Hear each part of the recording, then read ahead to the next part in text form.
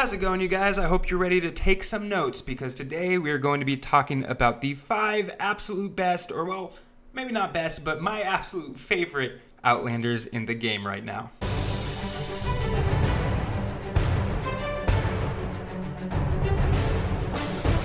Now, before we start real quickly, if you like this video, I would love it if you hit that like button. If you want to see more, hit that subscribe button because I would love to see you guys more.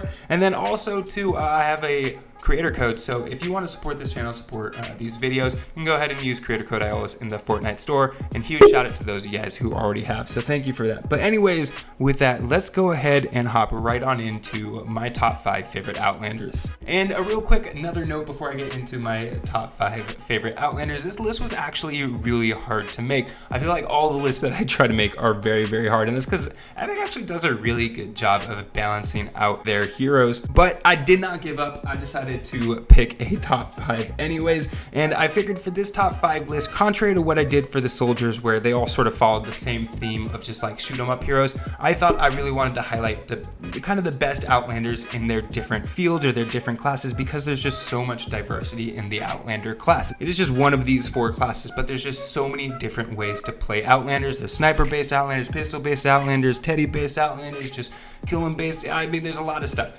So with that, I wanted to kind of just highlight some of my favorites in each of these categories. And with that, we'll just start off with number 5, which is probably my favorite sniper-based hero in this game, SubZero Zenith. Now, I mostly threw this guy in there just because he is a ton of fun. Typically, I'm not using sniper-based heroes that often. I don't think sniper-based heroes are in a very good spot in the game, but if you are going to use one, this is the absolute best guy to use, and definitely the most fun to use. Now, first off, I should point out that this guy was from the Frostnite event, so unfortunately, if you don't have him, you can't really get him anymore. Now, at the time of recording this video, there are the birthday llamas, and you could potentially get him in one of those.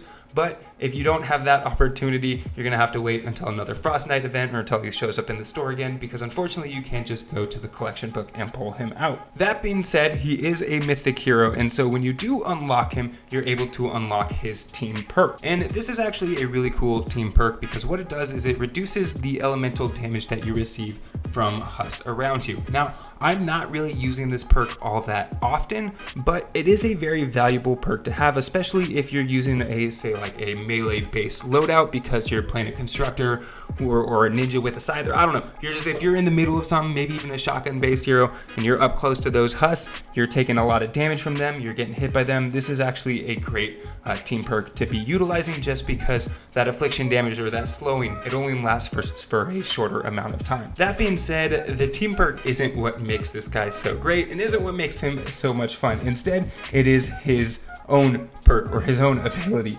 specifically the one when he is a commander. If you just have him in the team perk, he does some water affliction, that's cool, it's whatever. I think where he really shines though is as a commander, where he can also freeze your enemies if you get a crit shot. Now, yes, you do need to hit crits with this guy, which means unfortunately it does take some optimization. So because of that, you're going to want to really optimize your support team to facilitate getting critical hits with the sniper, and then also too, you're going to have to modify the sniper itself, because the more crits that you are able to put out, the more opportunities you have to freeze your enemies. Additionally too, I think that because of this, it really works well to use, say like automatic snipers, where you're able to put a lot more bullets downrange quicker, meaning you're able to get more crits per second, you're able to freeze those husks more often. And this is really, really great with larger targets such as mist monsters, anything like that. With the little husks, it's like you shoot them twice and they're dead, but with the big guys, it sometimes takes a lot of hits, and so being able to freeze them is a whole bunch of fun, because like, who doesn't want to play chicken with a smasher and win? Obviously you do. So this is a great hero to be playing. So is he absolutely OP and phenomenal? I don't really think so, but I don't think you should underestimate this hero. I think he can actually put out a good amount of damage, and if not, he's at least a whole bunch of fun. Now, moving on to my 4th favorite Outlander, I'm going to give it to Beetle Jess. So now we're moving away from the sniper-based Outlander and moving into a pistol-based Outlander. Now, this was actually a kind of tough one to choose because it was really a toss-up between Beetle Jess and Ranger Ranger Deadeye. Now, Ranger Deadeye, fantastic Outlander. You can get him from the collection book. And Beetle Jess, unfortunately, was an event hero that you could only get during the Halloween event. However, I decided to still give it to Beetle Jess because I really love her and she's a fantastic hero to be using. Even so, if you're using Beetle Jess or you're using Ranger Deadeye, you're going to want the other one in your support team. You kind of always want both of those together because they really build off of each other. However,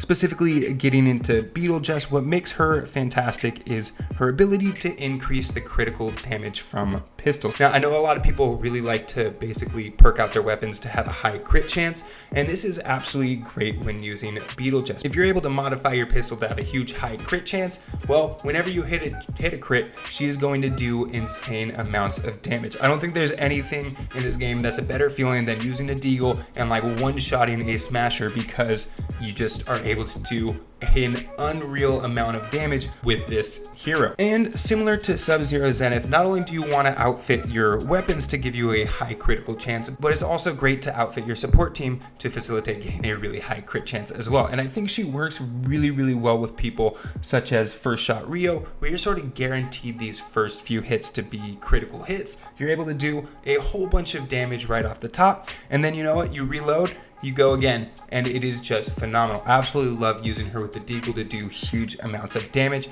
And again, similarly to with like SubZero Zenith, I think she works really, really well on mist monsters that have a whole bunch of health, just because you're able to hit very, very hard with her. Now, obviously, there are other pistols that you can use too that aren't necessarily high damage focused, but more focused on just kind of like clearing out a whole bunch of husks in a small space.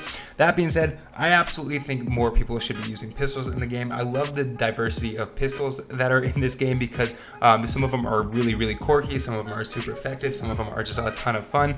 And if you're using any of them, she is absolutely one of the heroes that you want to be using when you're using them. So had to give Beetle Jess number 4 because she is just the best pistol-based hero, I think, in the game, or at least in my opinion, one of the most fun.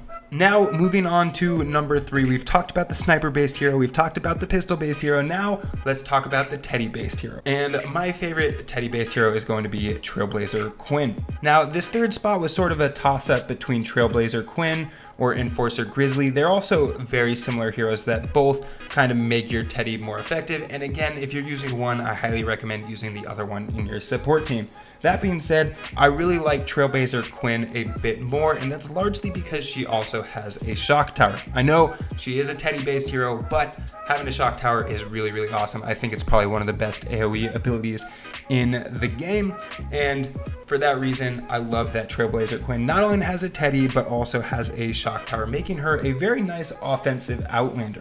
Now, to get into exactly what her perk is before I talk more about her, what she does is she is actually going to increase the damage that your teddy is doing. And this is great because it allows you to just kind of throw down the teddy, sit back, have it do a whole bunch of damage for you, and then you win the game, and that's great. And lastly, what's unique to Trailblazer Quinn compared to everybody else I've mentioned previously is that you can actually get her from the collection book, which is really nice because she is a fantastic hero. If you want to be using the teddy and you want to be using the shock tower, there's maybe only one other hero that I like more, and don't worry, he'll be on the list a little bit later. But for right now, if you want to just get somebody from the collection book because you want to be a very offensive-based Outlander that is very ability-focused, this is absolutely the person that I would go with. Now, moving on to the number 2 spot, I had to be true to the roots of what an Outlander is meant to be, which is a farmer. And one of the best farmers in the game, or at least in my opinion, the best farmer in the game,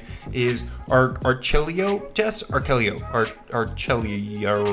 I still know how to pronounce it. I have a whole video on her and I still know how to pronounce her name, but she is probably the absolute best farmer in this game right now. Now, I'm not going to go into too much depth with her right now in terms of like how to play her and everything like that, just because I have a whole video on her and how I use her and the whole team I use with her and all that great stuff. I'll put the link for that video down in the description below, so if you want to learn more about her, you can go ahead and click on that and watch that. but I just wanted to basically highlight her right now and say she is a phenomenal farmer because her ability is that she reduces the energy cost for using anti-material charge. And this is great because basically what you do is you use anti-material charge, you move to something else that you want to break, anti-material charge, you move to something else, anti-material charge, and you're just able to gather mats very quickly. Typically when I'm using her, I can start a mission with just nothing and finish it completely maxed out on my mats. I think it is a fantastic hero to be using if really that is your goal. Now, I will say real quickly, if you're planning on just farming, go ahead and hit that private button because it's super annoying when you're trying to actually play a mission and somebody comes in and just farms and doesn't really contribute that much. So I just want to let you guys know she is a fantastic farmer. I'm not the biggest fan of seeing her in games because oftentimes people are just trying to farm with her. But if your plan is to just farm, if you are going into a private game to just kind of gather up some mats or something like that, I would highly recommend using this hero because, well, she's obviously the best for it. Now, moving on to my number one spot, we have my new favorite Outlander, probably my new favorite hero in the entire game, which is Cyberclops. This guy is absolutely insane in terms of